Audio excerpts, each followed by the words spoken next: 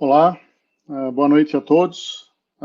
Sou o Reinaldo Rabelo, sou CEO aqui do mercado Bitcoin, e essa é mais uma live aqui que a gente faz no nosso canal.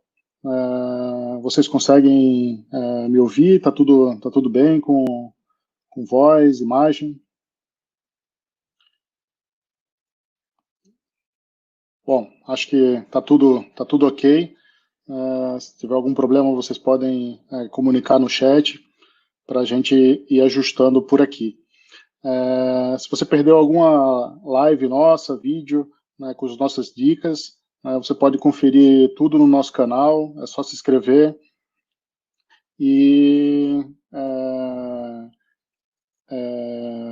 ativar o sininho, né, para receber todas as notificações aí das nossas novidades.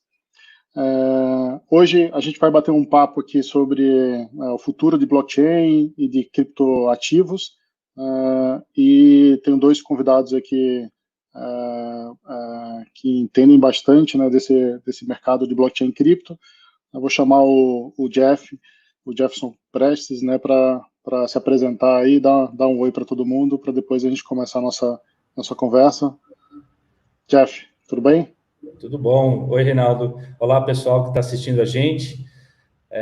Então, eu queria agradecer aí o convite para participar, também a Mariana e a Júlia pela organização. Legal.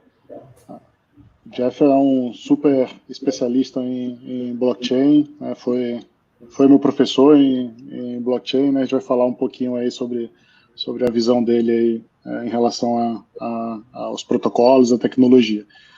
Também vamos ter aqui o Gustavo Cunha, que é economista, né? Atuou mais de 20 anos no mercado tradicional, e hoje tem dado um bom tempo aí a inovação, né, e impacto de blockchain e cripto, né, no mercado.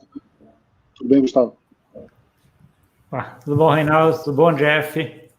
Boa noite para todo mundo aí.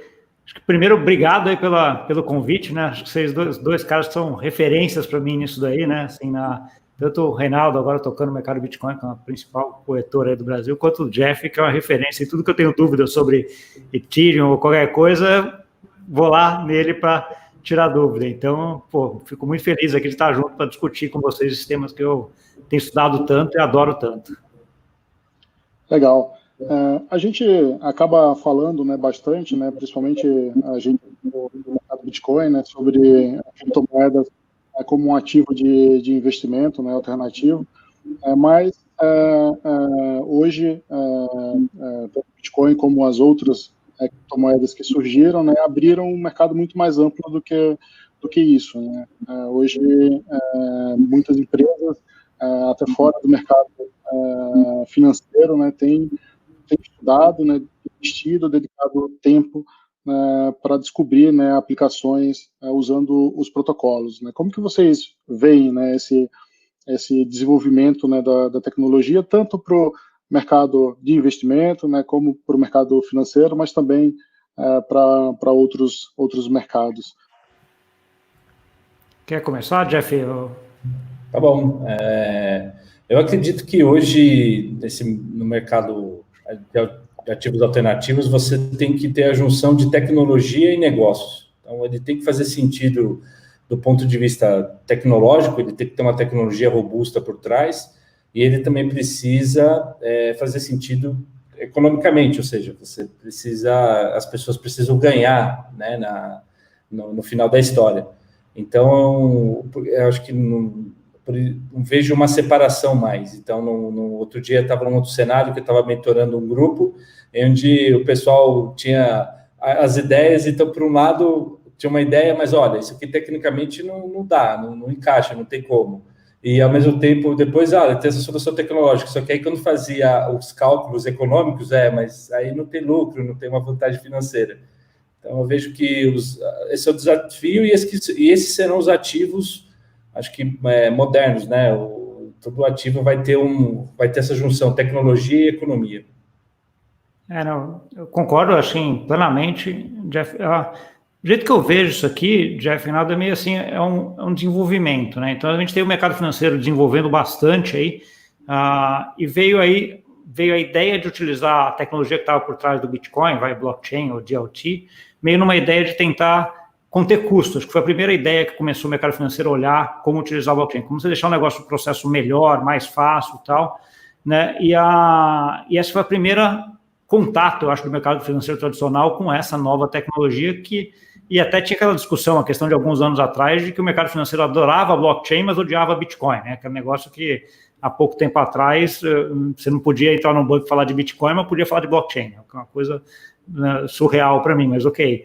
Aí a gente vem desenvolvendo, e o que o mercado financeiro começou a ver é um pouco que a tecnologia do blockchain ela vem não só, eu acho, para conter custo, para diminuir, para deixar o negócio mais seguro, ela vem para facilitar a negociação também e, eventualmente, uma coisa que a gente já está vendo até um pouquinho mais para frente, desenvolver novos produtos que, dentro do mercado tradicional, são muito mais complexos, ser feitos muito mais difíceis. E aí vem uma onda inteira aí junto com uma onda de digitalização do dinheiro, né? Acho que a gente vai tocar um pouquinho depois em stablecoin, um pouco disso, né? Mas acho que é uma das aplicações do blockchain, vem aí nessa ideia também de digitalização do dinheiro.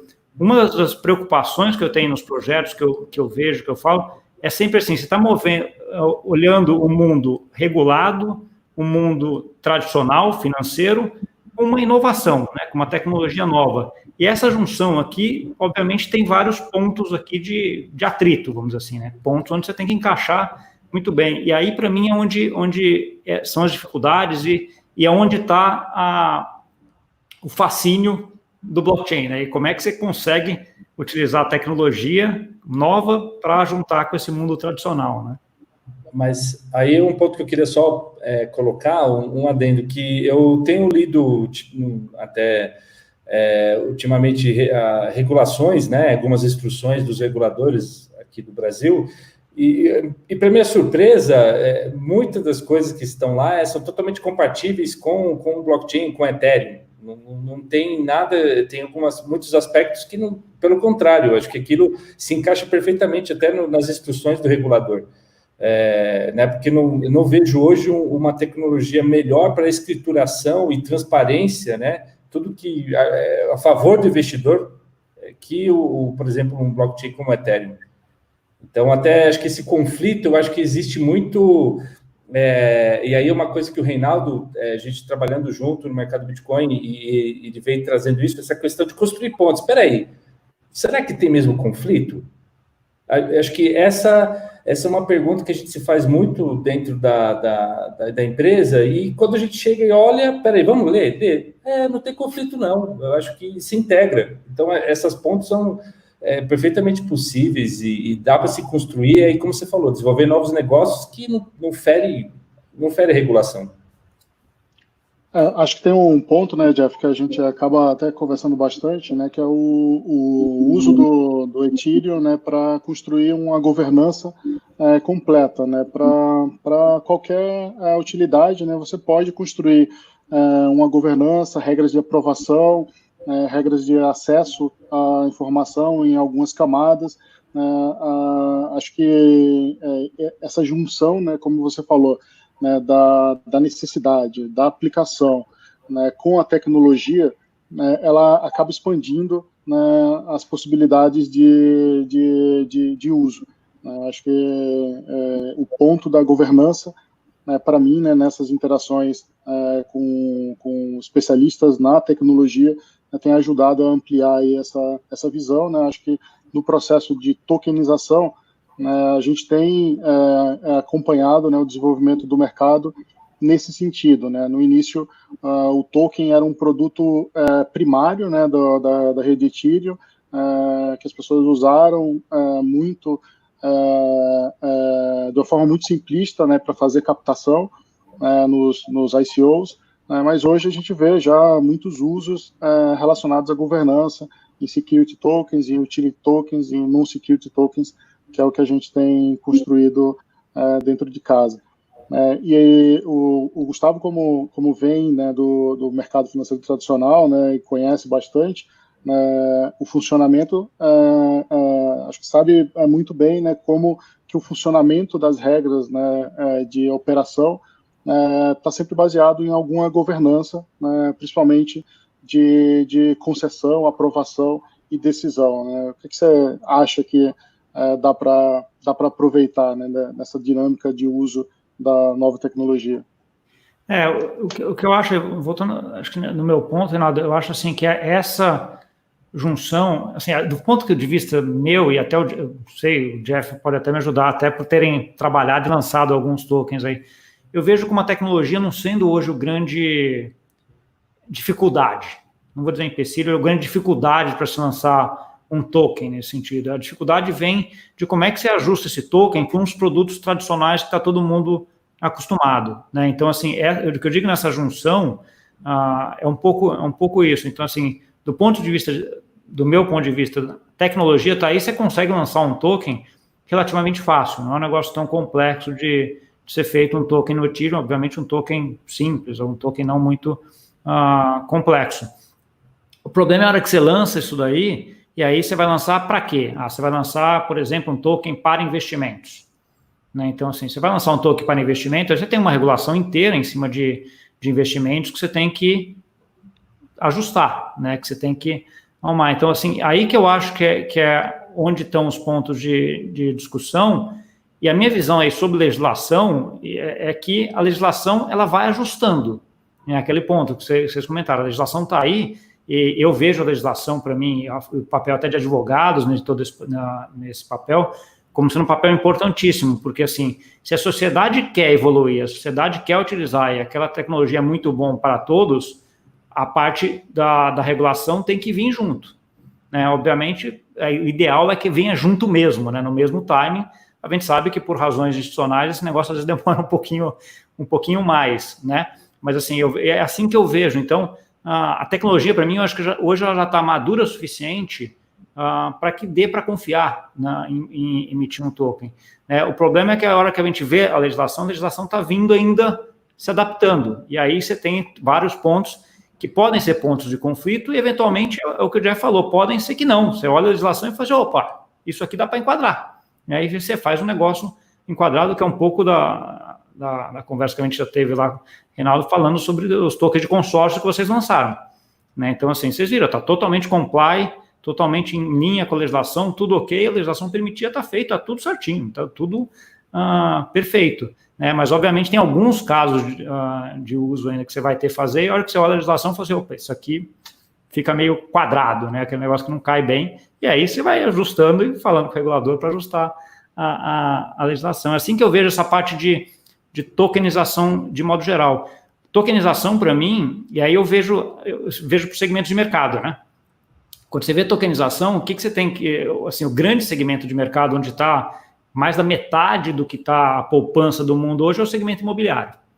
Né? Então, assim, eu acho que é a tokenização, a hora que começar a chegar, e já está vindo, já tem alguns projetos que eu tenho visto aí andando, que vão chegar ou estão chegando, é um mercado gigante, é o maior do mundo. Então, assim, a hora que você começar a tokenizar esse mercado, primeiro que você tem muito dinheiro, aí você tem muitos incentivos e muita gente querendo, e tem muita gente investindo nisso. Então, aí que eu acho que aí o negócio vai estar andando de vento em popa, né? Então, é assim que eu vejo. Por enquanto, eu vejo, assim, tá todo mundo querendo chegar lá e chegando, mas indo na parte que a legislação permite, ajusta, e a legislação está vindo do outro lado, e vamos todo mundo andando até que encontra e vai estar tudo tokenizado, vamos dizer assim. É muito mais eficiente, né? Então, assim, acho que a gente concorda que já mexeu com isso. Você comprar um token hoje é muito mais eficiente do que você fazer um investimento no mercado tradicional por N razões que a gente pode discutir aqui, pode passar a noite aqui discutindo as razões por que é mais eficiente, mas, assim, é muito mais eficiente, é muito mais fácil, assim, é um negócio de louco. Eu dou um exemplo que eu sempre dou, só para fechar, porque senão eu acabo falando demais aqui, que eu adoro falar, eu já passo o voto para vocês. Eu lembro a primeira vez que eu olhei essa tecnologia foi naquela onda dos ICOs lá em 2017, né, que eu comecei a dar uma olhada, e eu era investidor anjo de da faculdade que eu fiz lá, tal, e estava lá no grupo de anjos.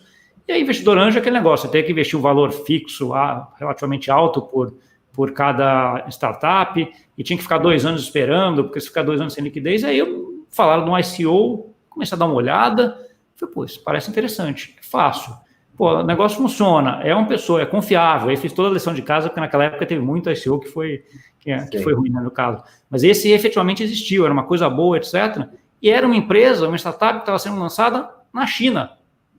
Eu olhei e falei, pô, eu estou aqui no Brasil, vou fazer um investimento de $500 naquela época, ou seja, nada, né, praticamente em relação a qualquer coisa, numa startup na China. Então, assim, isso a tecnologia permitia já isso. Obviamente, ali naquele momento, né, tudo um mercado não regulado e todo aquele negócio que a gente viu. O que veio de lá para cá é que essa tecnologia, todo mundo olhou e falou, pô, isso aqui dá para fazer. Mas vamos fazer isso aqui no mercado regulado? Né, porque daí você tira todo o problema de ter todas as fraudes que teve em ICOs, que a gente sabe, teve bastante fraude aí durante 2017. E aí onde que o mercado vem e entra nessa de, vamos fazer isso regulado, então vamos conversar, o regulador, com quem sabe da tecnologia, para ir dessa tokenização, que é esse movimento que eu venho vendo, e que vocês aí no mercado Bitcoin estão encampando isso muito bem no Brasil, né? Então, isso para mim é espetacular, porque é onde eu vejo que o negócio vai, porque é muito mais eficiente, é muito melhor. Então, assim, vai permitir com que a gente tenha investimentos aí em valores muito menores, muito mais eficientes. Você não precisa ter milhões, eventualmente, para acessar um negócio, pode ser valores menores, né? A parte de peer-to-peer lending, de crowdfunding, então tem tudo esse monte de coisa aí que tá junto, que entra, né? Então, assim, sei lá, sou fascinado por isso, adoro, então... Você tocou num ponto que eu achei interessante, porque tem vários mercados que, realmente, com a tokenização, a gente vai poder facilitar a entrada de mais investidores e diversificar isso tudo. E você citou um ponto muito interessante, que é o de Venture Capital, que eu acho que é outro mercado que... estudando as regulações, eu vejo que não tem fricção com a utilização do Ethereum, por exemplo, né, para facilitar as captações e dar as garantias para o investidor em muitos aspectos.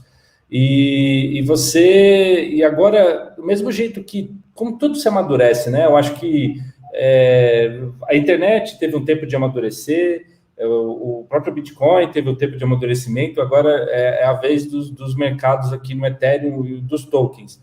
Eu acho que está começando também a existir novas formas de que startups ou projetos possam se captar, né, utilizando tokens.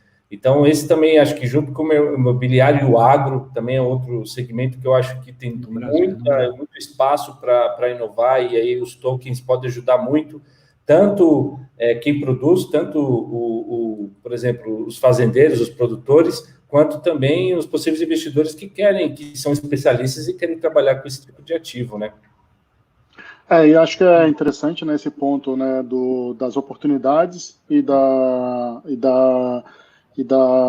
colocação, né, de que a regulação vem depois para ajustar, né, que a gente tem visto, né, acompanha muito de perto, né, o movimento de Banco Central e CVM, e quando se fala, né, que exchange ou que cripto não é regulado, é porque olha-se para a CVM e Banco Central achando que eles têm que regular, não necessariamente, né, nem todos os investimentos são regulados por Banco Central e CVM, e lá fora, né, nos Estados Unidos, o Banco Central e a CVM americanas não regulam, né, as exchanges de cripto, né, então quando a gente escuta, né, principalmente agora com a entrada de fundos cripto, né, não, a gente investe numa exchange regulado, né, ela é tão regulada lá fora quanto a gente aqui, né, não é pela CVM, né, não é pela SEC, não é pelo Banco Central americano, né, pelas secretarias de finanças estaduais, né, que criam regras de reporte, né, como aqui a gente tem na Receita Federal, né, enfim, não tem tanta diferença assim,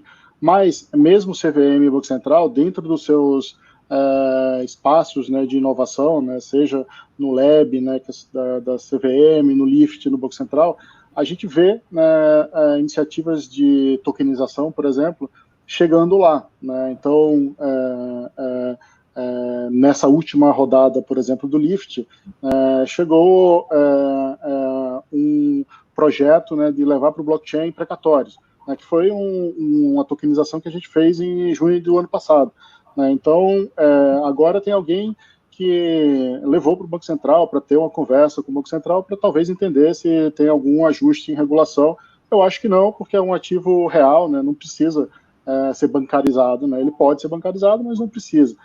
Também nessa mesma rodada chegou uma iniciativa levando a tokenização de consórcio, né? Que a gente também fez, né? A gente tokenizou consórcio, né? Tá um ativo real, e a gente fica feliz de estar inspirando, né, outras iniciativas. A gente tem uma posição que nos permite, né, tomar esse risco do investimento, né? Então a gente tem um time especializado, né, tanto em regulação de CVM, Banco Central, como um time especializado em tecnologia, né, para a gente conseguir fazer com que essa regulação caiba num processo, numa governança que faça sentido, né, que todo mundo confie, né? Então, acho que esse movimento ele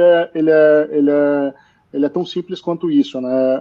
A regulação, os ajustes, né, dos costumes, eles chegam depois, assim como chegaram depois, alguns às vezes nem chegaram, né, a regulação para Uber, Airbnb, né, essas coisas que não existiam no passado, né? Então, imagina se todo mundo parasse para usar o Uber só quando os governos do mundo inteiro chegassem num acordo sobre como o Uber deveria funcionar. Não faz sentido.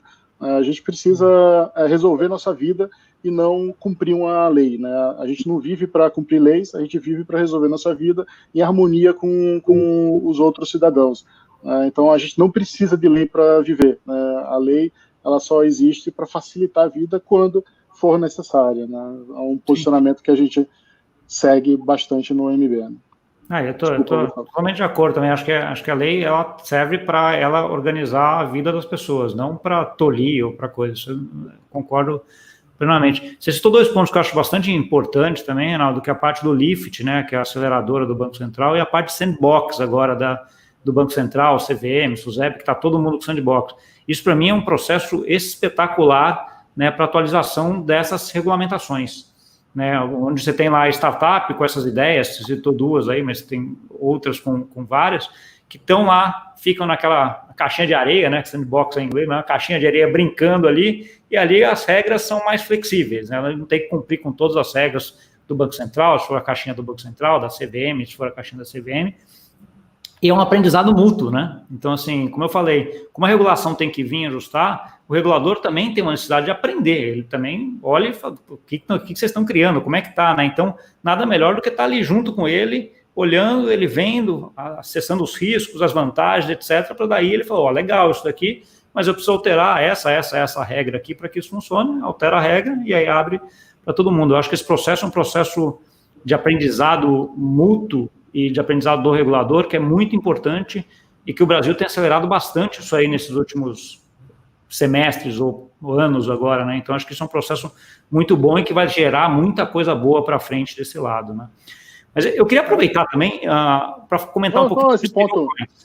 Só esse ponto vamos entrar no stablecoin, mas só esse ponto, né, que você falou da colaboração com o regulador, né? Acho que isso é muito importante, né? A gente que está sempre em eventos, né, em cursos, né, em treinamento para aprender sobre o mercado, às vezes para conversar com o mercado, a gente sempre encontra, né, representantes dos reguladores e vê, né, esse movimento mesmo, né, deles se envolvendo no ecossistema e aprendendo até para se livrar um pouco dos preconceitos dos incumbentes, né, eu lembro, né, um dos primeiros eventos que a gente fez em 2019, né, que alguém do mercado cripto cobrou, né, do mercado Bitcoin, né, uma participação mais relevante junto aos reguladores, e a gente assumiu, né, esse papel, tem assumido junto com outras exchanges que compõem a AB Cripto, né, ou a AB Fintech, o papel de debater, né, com os reguladores que querem debater. Então tem sido uma construção colaborativa, né, a gente não vê, né, da CVM como Banco Central, né, medidas restritivas, né, óbvio que a gente pleiteia, né, algumas mudanças, mas não tem essa intenção de restrição. Mas, enfim, vamos partir para as stablecoins aí, que a gente tem mais assuntos ali. Não, que legal. Não, eu quero ver de stablecoins. Você sabe, eu estou fazendo doutorado aqui, né? E o meu doutorado é sobre stablecoins, né? Então, assim, eu tenho estudado isso dia de noite. Estou assim, sabe, cabeça lotada de stablecoin. E eu vi que vocês lançaram a USDC aí recentemente, né? Eu quero saber como é que foi esse lançamento, Reinaldo. Acho que, assim, a gente já até conversou um pouquinho de como é que foi, por que você lançou, etc. Mas acho que eu queria ver um pouquinho, ok, vocês lançaram, como é que está a aceitação, como é que está a entrada? Porque assim, a grande preocupação que eu tenho, não é preocupação, assim, um grande ponto em relação às stablecoins, que eu vejo elas com dois casos de usos, né? Um é virar uma moeda digital, né? Digitalizar a moeda fiat, né? Então, assim, para facilitar pagamentos internos e um monte de coisa.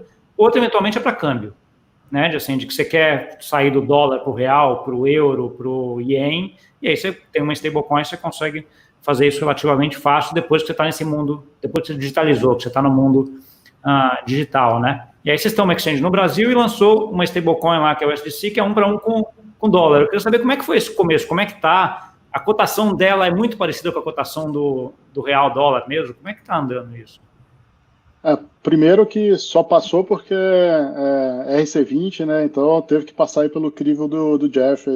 Se fosse outro blockchain, com certeza o Jeff ia votar contra. Não, então eu preciso Boa, eu preciso até depois pegar pro Jeff, assim, você tem várias de RC20, né, Jeff? Acho que tem a própria Tether, né? Que é usada. Não, não é? Não, o Tether, o SDT, né, que você fala. O SDT, mas aí eu acho que entra a questão que o Reinaldo vai até falar, provavelmente, que é a questão da governança.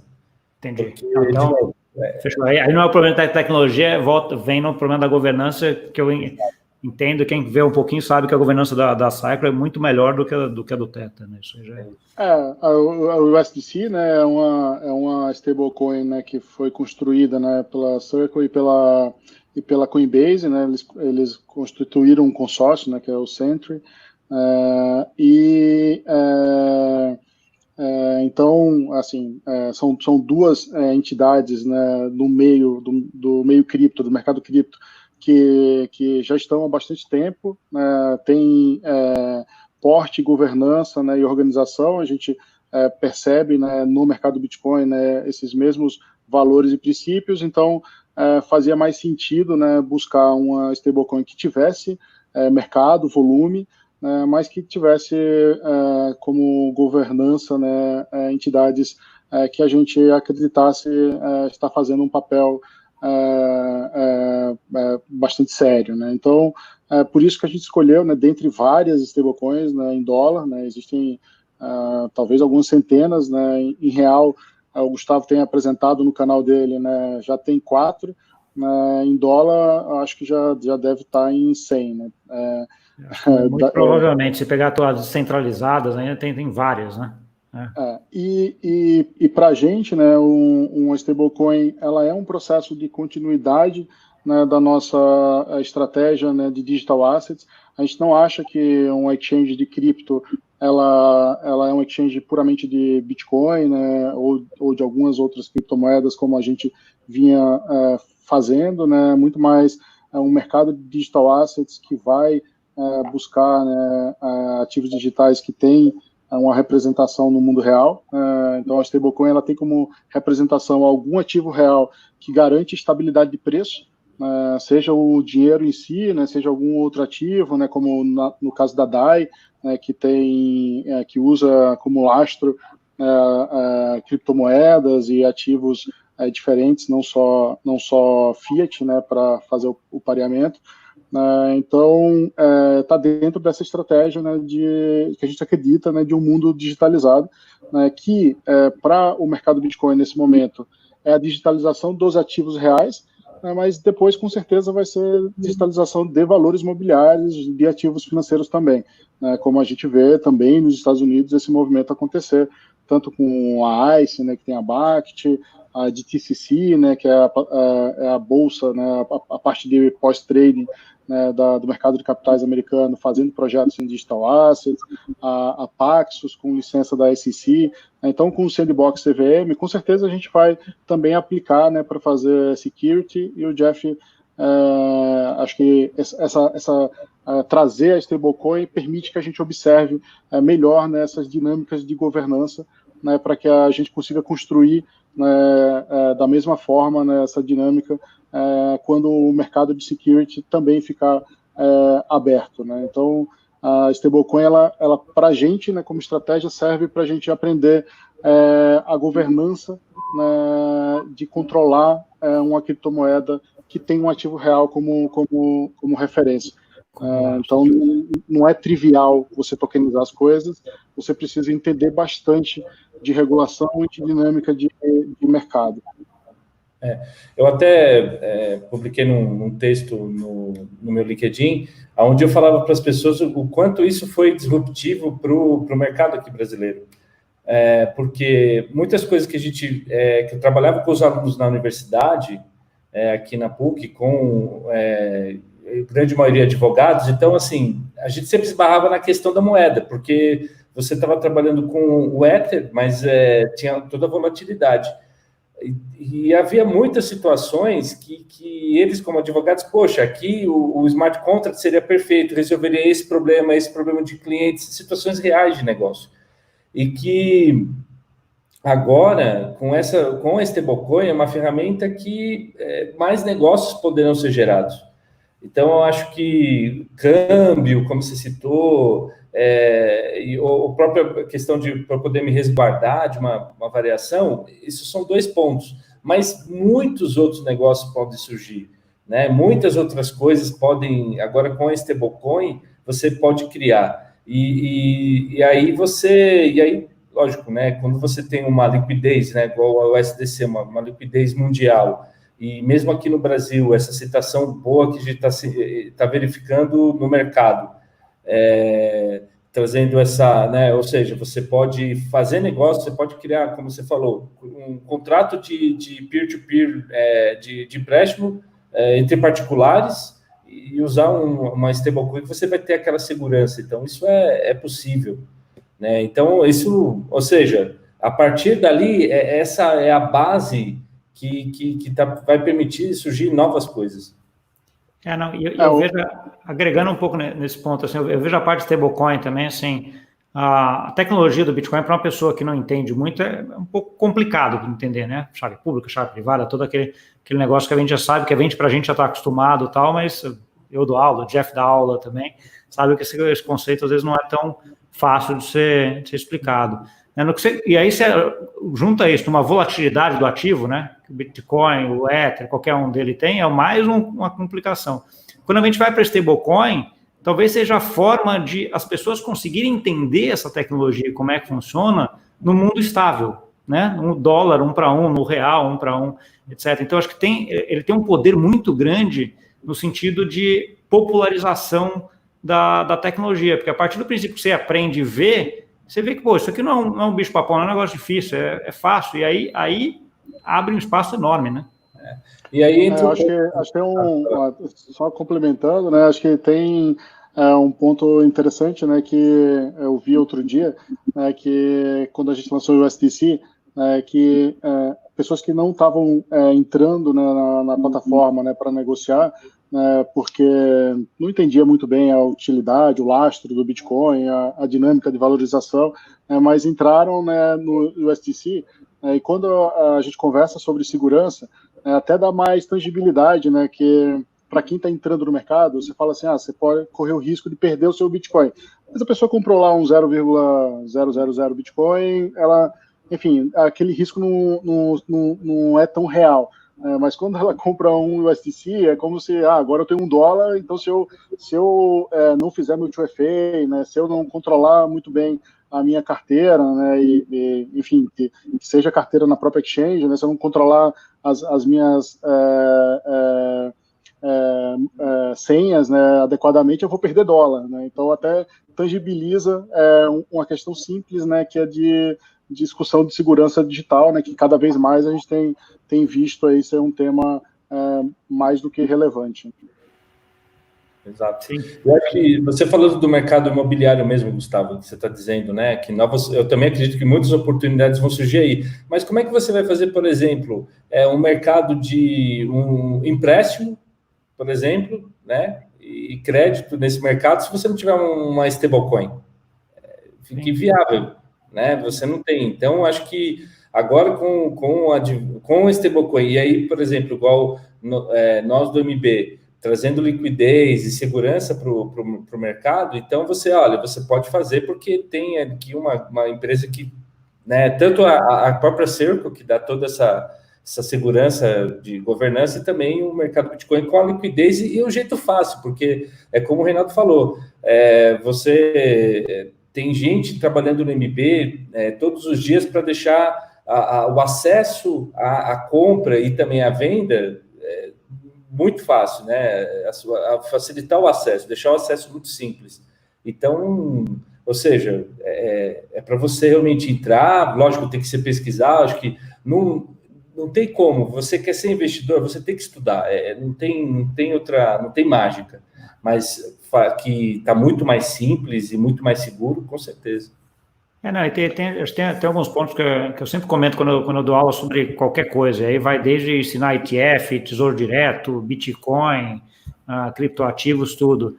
Você tem duas formas que eu acho que são muito efetivas de se aprender. Uma é estudar, né? Ir lá, fazer uma aula, assistir a gente aqui conversando também, que você vai captar esse tipo de coisa, ver live sobre o assunto, esse tipo de coisa. A outra é ver na prática como é que funciona. Então, assim, como é que você aprende vendo na prática? Pega um valor, que é aquele valor que se der algum problema, você perder, você não vai se atirar da ponte, porque não vai ser a aposentadoria do teu filho, a tua aposentadoria ou a faculdade do filho que você vai estar perdendo. Então, assim, mas coloca lá, aprende. E mesmo que você vá perder eventualmente algum dinheiro, é um curso de um aprendizado, mas vai ser um aprendizado muito bem feito. As primeiras vezes que eu comecei a Bitcoin, eu separei um dinheirinho lá pequenininho, e entrei, cara, assim, mandei para cá, para lá, para cá, perdi chave privada, aquela bagunça toda que vocês podem imaginar como é que estava a coisa. Fiz isso em 1 semana e meia, assim, no final da semana eu já estava entendendo muito bem como é que funcionava e estava com 50% do valor que eu coloquei. Coloquei um valor de nada, mas estava com 50% que eu paguei de FII aqui, FII ali, mas eu entendi como é que funciona. Então, assim, além de ter feito o curso e ter entendido, eu fui lá na prática e vi como é que funcionava. Então, isso foi muito bom, é muito importante, assim, você ter a parte teórica e aprender passivamente, de certa forma, né? Outra é colocar a mão na massa e ver como é que faz, né? Entrar lá no mercado de Bitcoin, manda um dinheirinho, qualquer link, faz um monte de transaçãozinha para ver como é que funciona. Então, assim, acho que essas duas coisas são muito importantes. Eu ia tocar num outro ponto aqui, o Reinaldo já fugiu aí, daqui a pouco acho que ele volta aqui. Um pouquinho para frente, voltou aí. Ó. Acho que já previu o que eu ia começar a comentar aqui, já fugiu, hein, Reinaldo? Não. Estou pronto para todos os assuntos.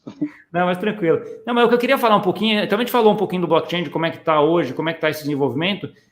Eu queria falar uma coisa que está mais na margem agora, né, que é a parte de DeFi, que eu tenho visto bastante, alguns projetos bem interessantes, mas é aquilo que, como eu comento, uma vez conversando com o Jeff comentou também, é aquilo que se a gente estivesse olhando o Bitcoin lá em 2009, 2010, né?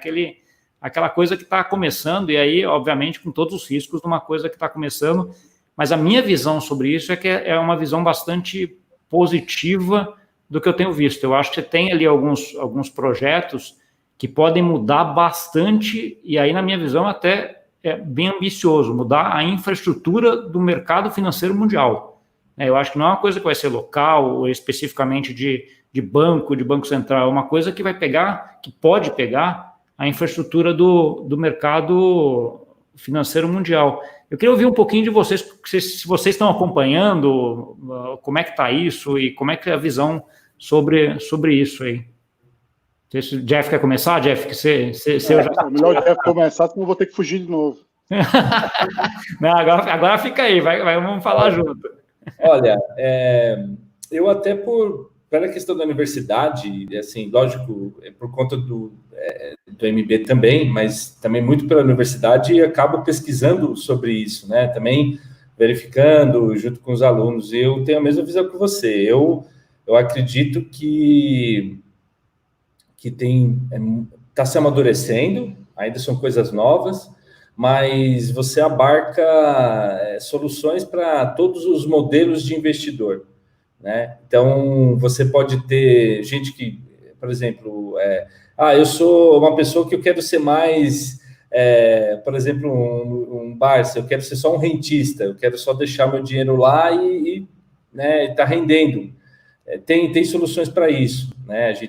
Você pode também colocar lá, comprar, por exemplo, e vindo um mercado Bitcoin, aí eu concordo com o Reinaldo também e com você, vamos, não tem melhor jeito de aprender testando, você indo lá, vendo. Então, por exemplo, poxa, pega sua conta no MB, compra o SDC, compra um pouco de Ether, cria a carteira, experimenta, né? Acho que a gente no MB aqui ajuda dá toda a ferramenta para que o investidor possa verificar essas novas opções, e daí são tecnologias que o que é interessante também, depois que você estuda, você consegue verificar. Então, para mim, vou dizer, o que mais me fascina nisso além da questão, lógico, que você vai ter um ganho financeiro, mas é a governança, é tudo muito transparente. E por exemplo, você poder, em alguns projetos, até mesmo você comprar um token, como se fosse um token que te dá direito a escolher os rumos que aquele projeto tá levando, né? Por exemplo, na Compound, por exemplo, onde você pode comprar um token deles e você pode depois votar quais as stables que vão fazer parte do pool ali, né? Que você vai por exemplo, a pessoa que vai fazer parte. Então, você, como investidor, está podendo ter voz ativa. Então, essa parte de governança me fascina muito, né? E acho que essa é a grande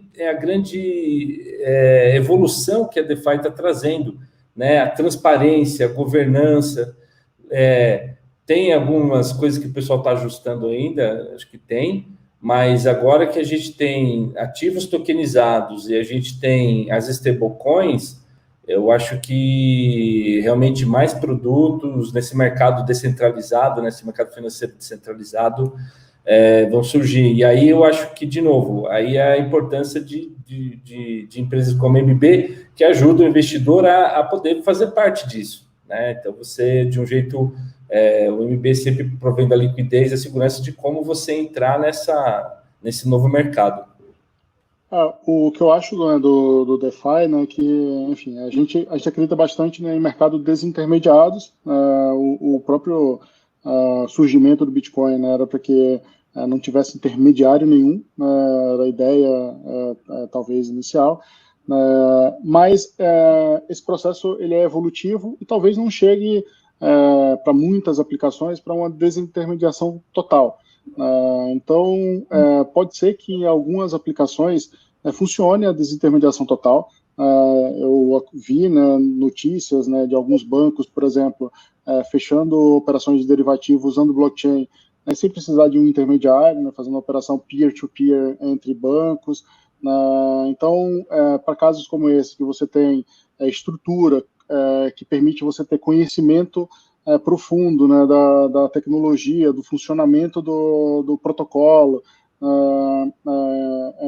talvez você tenha uma desintermediação total, mas eu acho que é importante, né, ter essas provocações, porque se ela não for total, pelo menos você reduz intermediários, né? Quando a gente faz o processo de tokenização, já é uma proposta de redução de alguns desses intermediários que normalmente surgem quando a gente quer comprar alguma coisa, quando a gente quer investir em alguma coisa. E a gente tem vivido esse processo não só aqui em cripto, né, não só usando blockchain, não só para investimento. Quando a gente consegue, né, reservar uma casa usando Airbnb, eu desintermediei um monte de gente, né, que muitas vezes estava ali arbitrando, né, em cima do meu desconhecimento de como que eu reservo um hotel, como que eu reservo uma casa, né, e você tem hoje uma plataforma que você confia na plataforma, né, e executa ali a sua necessidade de reservar um lugar para ficar. Então, para investimento, eu acho que a gente vai ter esse processo, né? Hoje, quando você vai investir no mercado de capitais tradicional, por exemplo, você não vê, né, mas você tem ali uma dezena de intermediários que está consumindo um pedaço do seu retorno, porque ninguém trabalha, né, de graça, está executando uma função que a regulação exige, né, e está tirando um pedaço do seu retorno. A gente consegue, né, com a tokenização, usando a governança, já tirar alguns desses intermediários e garantir a mesma confiança, a mesma credibilidade para a pessoa que investe num ativo que está ali, um ativo digital, né, que está lastreado com um ativo real. Então, acho que o DeFi é uma provocação importante, né, para você construir, né, instrumentos financeiros que você quer, né, como o Jeff colocou, né, você consegue definir qual é a sua estratégia, qual a sua necessidade, né, e tentar fazer com que aquele instrumento opere em seu favor, mas ainda a gente tem aí, acho que muita estrada pela frente, né, até a gente ter sistemas totalmente descentralizados, até exchanges descentralizadas. Acho que a gente tem ainda um bom tempo aí de erros. Tendo a concordar até pelo que a gente comentou no começo, né? Então, assim, está começando ainda, né? Então, acho que você tem muita coisa ainda para ajustar isso, tendo a concordar plenamente com o que você está colocando. E tem uma coisa até que eu aprendi um pouco recentemente, quando eu comecei a ver todo esse movimento de stablecoins, de tokenização, atrás eu falei, nossa, isso aqui vai voar, né? Tokenização vai voar, stablecoin vai voar, etc.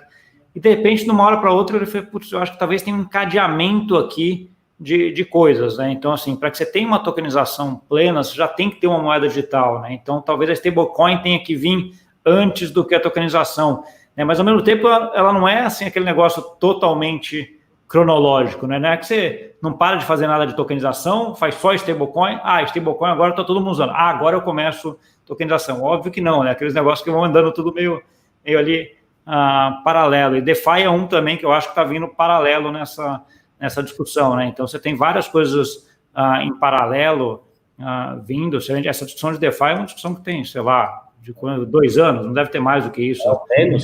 Menos do que isso. Uma discussão aí de coisa de um ano. Então, é aquela que está lá vindo ali por fora, olhando, o negócio parece interessante, mas é uma discussão mas a parte de stablecoin e tokenização já é uma coisa que tem muito mais discussão, muito mais tempo, e já está andando, né? Já vê projetos bem interessantes, com volume, com regulamentação, o negócio já está mais robusto. Então, é um pouquinho essa corrida. Mas acho que a gente precisa dar uma olhada em pergunta. Não sei se ele nem falou nada se a gente ia fazer, mas acho que já estamos aqui um tempo, senão a gente fica falando e não responde pergunta nenhuma, né, de ninguém, né? Eu estava dando uma olhada aqui nas perguntas, né? Acaba que, enfim, o tema sempre, como tem o mercado Bitcoin aqui, né, acaba indo para as negociações, né? A gente tem muito material aqui no nosso canal, né, do time, né, de negociação, falando, né, sobre, enfim, como negociar, né, com recomendações até de cuidados, né, com a operação, né? A gente está falando aqui de investimento em um mercado extremamente volátil, né? Então é muito importante entender, né, o funcionamento desse mercado antes de sair fazendo um investimento relevante. Mas uma pergunta que eu tinha visto aqui, não estou achando mais exatamente ela, para mencionar quem perguntou, era sobre o token de precatório, se por acaso, né, houver a perda da chave, né, se alguém transferir o token para a sua wallet e perder a chave. O token é um criptoativo, né, como até a Júlia recuperou aqui, do Leonardo. O que acontece se perder um token, né, de precatório, né, que é non-security, né, na nossa visão. Se ele estiver fora da plataforma, né, não tem como recuperar, né? Ele é um criptoativo como outro qualquer, né? Em relação a KYC, né, ao Know Your Client, né, o mercado Bitcoin ele faz, né, o cadastro de todos os clientes, sempre fez desde 2013. Né, os fundadores do mercado Bitcoin fizeram essa opção lá atrás, né, de entender, né, a plataforma de intermediação como um complemento do mercado financeiro tradicional. Então, para comprar tokens de precatórios também, né, esse é um criptoativo como um outro qualquer. Enfim, acho que respondi as duas perguntas aqui que tinha achado interessante. Então, se você vai fazer o wallet out, né, se você vai resgatar cripto da plataforma para uma carteira sua, né, é muito importante que você domine essa operação, né, porque ela exige cuidado, né, tanto na colocação, né, do endereço, como na guarda das senhas, porque senão os criptoativos são perdidos, né? Isso que acontece com o Bitcoin também acontece com o USDC, né, e com os tokens de precatório de consórcio. Entendi. Eu estava dando uma olhada nas perguntas aqui também agora, né? Tem uma que acho que é bem interessante, que pergunta aqui, uma das últimas, até perguntando do Orlando aqui, quais são as diferenças entre tokenização e stablecoin, e acho que ele já endereça uma pergunta que tinha um pouco para cima de por que o SDC caiu ou subiu, né? Então, assim, que teve uma queda grande esses últimos dias aí, né? Eu vejo, assim, para mim, a parte de stablecoin ela é um tipo de tokenização, né? Então, assim, a tokenização, quando a gente fala tokenização, é criar um ativo digital que representa um ativo financeiro, um ativo real, alguma coisa assim, né? Jeff, me corrija aí se não foi exatamente essa. Porque no fundo a gente aí vai para quem está assistindo a gente. O que é um token? É uma ficha. Eu gosto muito o Safiri sempre faz isso. É uma ficha é igual a ficha de quermesse. Você vai lá na ficha de quermesse, ou tem algumas quermesses que você vai no caixa, dá R$20, ela vai te dar a fichinha que vale R$20 dentro da festa. Comprar uma representa Fogasa. O token é a mesma coisa, é a representação de algo no Ethereum, no blockchain do Ethereum. Então, isso é um token. Então, acho que isso ajuda muito a entender. Então, por exemplo, você foi perfeito, Gustavo, quando você falou que uma stablecoin, a tokenização no caso do dólar. Então, o que acontece? A Circle tem aqueles milhões de dólares guardados, auditados, etc., e aí ela emite um token que representa aquele dólar que ela tem guardado. Mas é a representação. Então, ou seja, uma stablecoin é uma tokenização de um dólar, no caso. De um dólar, no caso da Circle. E aí flutua que nem o câmbio do dólar real, né? Então, assim, como a gente vê o câmbio caindo aí bastante, aí para até 4,90 agora recentemente, vindo lá de 5 e tralalá, né? A gente até é bom esquecer o valor que estava tão alto. Essa queda vem junto, e o USDC vem e acompanha junto, né? E ele tem lá uma paridade muito perto. Se voltar lá para os 5,5, vai voltar de novo, né? Então, você está basicamente operando um token que representa um dólar, né? Então, você comprou um USDC, é a mesma coisa que você comprar um dólar, né? Em termos financeiros, né? Em termos de resultado. Então, por isso que sobe e cai, à medida que o dólar sobe e cai, né? Então, acho que... E aí vocês veem, de novo, a importância da governança, né? Então, por isso que é importante, por exemplo, quando o MB pega e fala, olha, vou lançar o token de consórcio, o investidor talvez não saiba, né? Mas aí o Reinaldo pode até me ajudar aqui, mas tem todo um trabalho de meses antes de verificação de documentação, de verificação da governança, de ajuste. É todo um trabalho muito importante para que aquela representação seja de algo concreto, algo sólido, né? Tanto financeiramente quanto juridicamente. Então, aí a gente lança, não, olha, agora eu estou lançando essa representação aqui de algo concreto, algo sério. Né, Renato? Sim, eu acho que tem só um ponto, né, que às vezes a stablecoin ela fica um pouco diferente do valor do dólar, né, quando a gente dá um Google, né, e vai lá consultar o dólar hoje, ele está diferente lá na plataforma, porque ele é um ativo de livre negociação, né, então você pode comprar ou vender o dólar pelo preço que você tiver a fim de comprar ou vender. Então, na plataforma, pode ser que alguém ou algumas pessoas compraram ou venderam, né, o dólar por um preço diferente do que ele vale no dólar hoje. Então vai ser diferente, mas é muito próximo, né, ele se mantém muito próximo do preço oficial do dólar, porque no limite você pode pegar o seu USDC ir lá na Century e trocar por dólar, né? Então, se alguém comprar muito caro o dólar, vai perder muito dinheiro. Se alguém comprar muito barato o dólar, a outra ela vai ganhar muito dinheiro. Então, acho que são pontos importantes, né, nessa questão do preço do stablecoin. Ele é estável, mas pode ser negociado por por outros valores. Sim, sim. Bom, a gente tem, não sei se vocês têm outras perguntas aí que vocês selecionaram. Tem o Rafael que... Para você aqui, Jeff.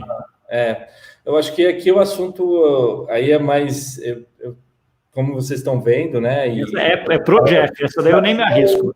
E assim, Ethereum. Essa parte de Lightning Network, aí eu acho que depois um assunto, tem um outro time dentro do mercado Bitcoin que trabalha com parte de Bitcoin, eles podem, então nessa eu acho que depois o time pode até comentar. Isso, a Lightning, né, é uma rede aí para, digamos, vou falar aqui de uma forma mais leiga, né, não tenho o vínculo aqui técnico, né, de tecnologia, mas é uma rede que roda, né, em paralelo aí à rede do Bitcoin, né, que está sendo construída, né, na tentativa de permitir transações de pagamento, né, que o Bitcoin, pelo porte, né, da rede, não consegue até aqui permitir, né, porque acaba sendo muito lento, muito caro, né, se você tem um volume muito grande de transações. A Lightning é uma proposta, né, para tentar resolver, né, esse ponto, né, da rede do Bitcoin, e tem alguns consórcios e investidores, né, financiando essas pesquisas, inclusive a Square, né, do Jack Dorsey, né, que é o fundador do Twitter, que dedica aí bastante recurso e tempo no desenvolvimento da rede Lightning. Mas eu, particularmente, assim, agora é o Jeff falando, tá? Assim, eu acho que muitas coisas que você não tem que faltam, realmente, vamos voltar até ter a pergunta aqui que o Fabrício está perguntando quem foi o Satoshi Nakamoto, que para mim foi o final do Ralph Finney, que Deus o tenha, é um bom lugar, né? Acho que quando eles criaram, então foi por um propósito, e aí eu acho que justamente o Ethereum é uma tecnologia mais moderna que veio cobrir uma série de lacunas que o Bitcoin não tinha. Então, eu vejo que, você vê que, por exemplo, a gente está fazendo todo esse novo mercado, essa tokenização, uma série de coisas que, graças aos smart contracts que são suportados no Ethereum, a gente tem isso. Então, eu acho que, assim, do ponto de vista tanto de mercado quanto de tecnologia, acho que o Ethereum já supre as lacunas, né? Então, eu não vejo muito, não sei, assim, eu acho que para esse mercado novo não vejo muito, não consigo enxergar muita coisa pro Lightning Network, mas assim, é uma opinião minha, então aqui é o Jeff falando, mas eu acho que, né, então, de novo, eu acho que decide no final da história, né, como o Tota até colocou aqui, livre mercado, acho que não só no ponto de vista de fazer de fazer negócio, mas também, e isso vai ditar que tecnologia vai prevalecer.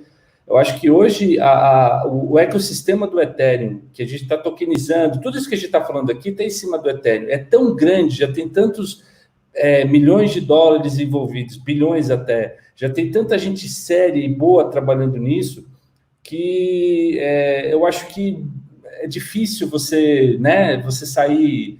Então, para o investidor, você precisa de um ecossistema forte, e aí que eu acho que o Ethereum traz a vantagem, né? Sim. Bom, como o mercado do Bitcoin aqui, a gente não casa com nenhuma previsão de futuro, né? A gente está aberto aí ao que o futuro definir, né?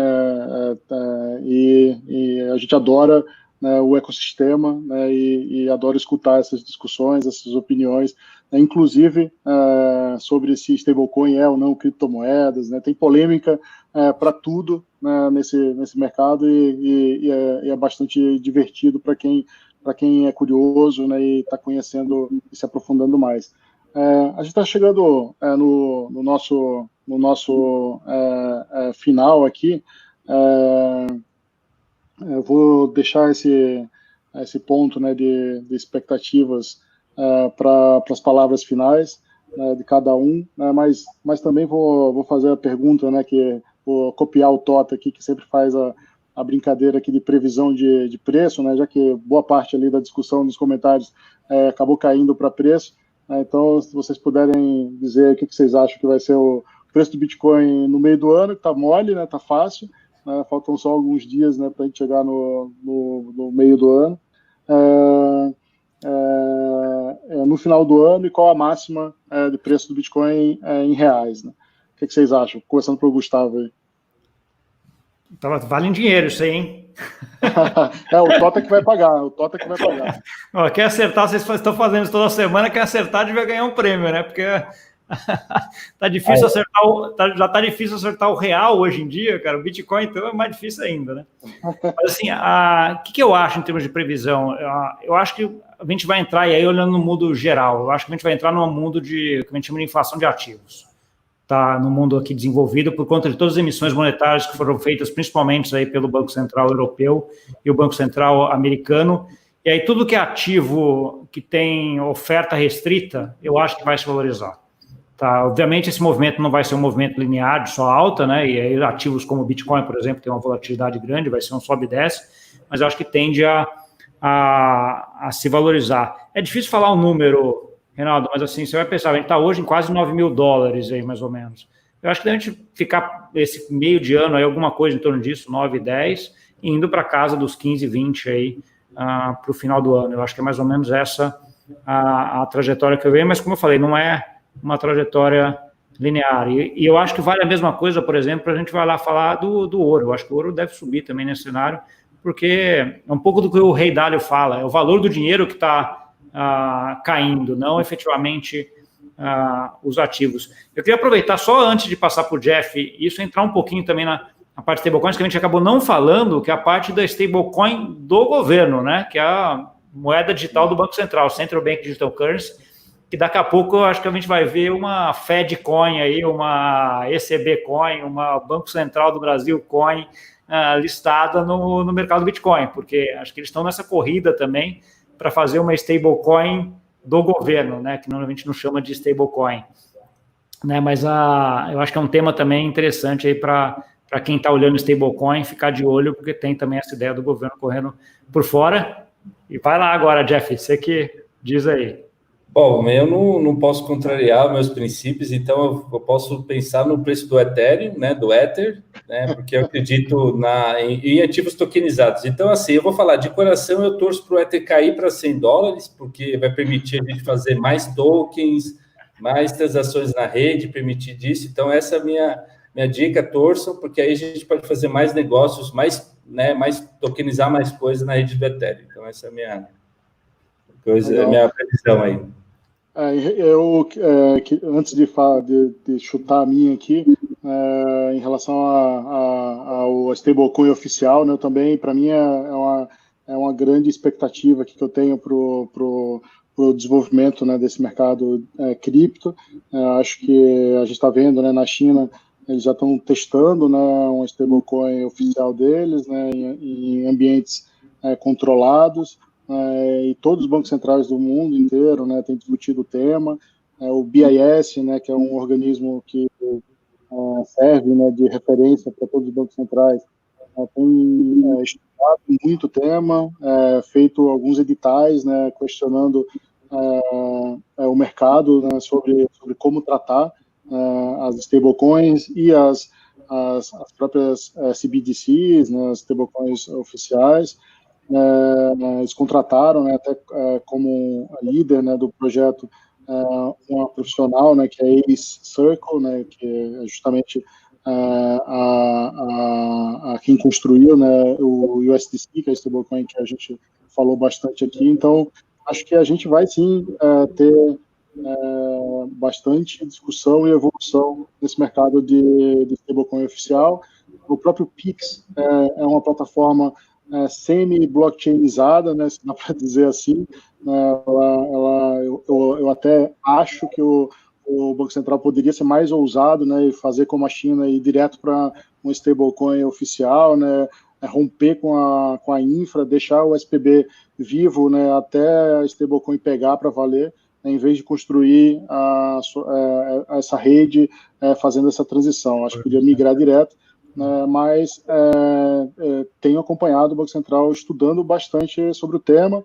Saiu recentemente notícia de própria discussão do Banco Central com a Ripple, né, que desenvolveu, né, o XRP, né, que é uma criptomoeda que surgiu para os pagamentos entre países, né, enfim. Então, acho que são temas que vão continuar por aí, e acho que esses temas continuando por aí, né, o mercado de cripto, com certeza, né, não só pela questão da desvalorização do dinheiro, mas também pela evolução do próprio mercado, tende a se valorizar como um todo.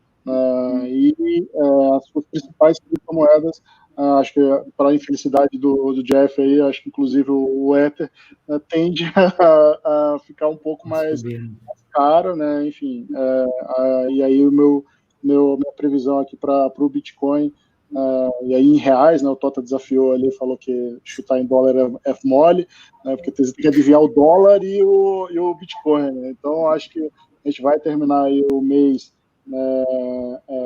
acho que voltar para os 50 mil, então acho que a gente está agora nos 48, acho que ainda volta para os 50, e acho que termina o ano próximo dos 70, né? Vou chutar aqui um 67 aqui, que é a minha previsão aí para final do ano, e também o máximo do valor.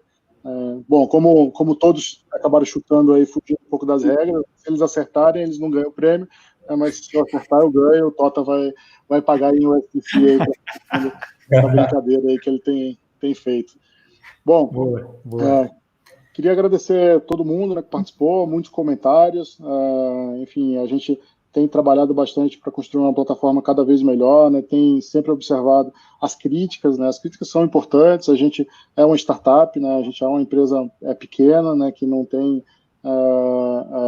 grandes recursos como um incumbente, mas a gente vem trabalhando muito na nossa plataforma, na construção de um time cada vez melhor, para a gente conseguir fazer, né, um mercado cripto tão importante aqui como ele é nos Estados Unidos.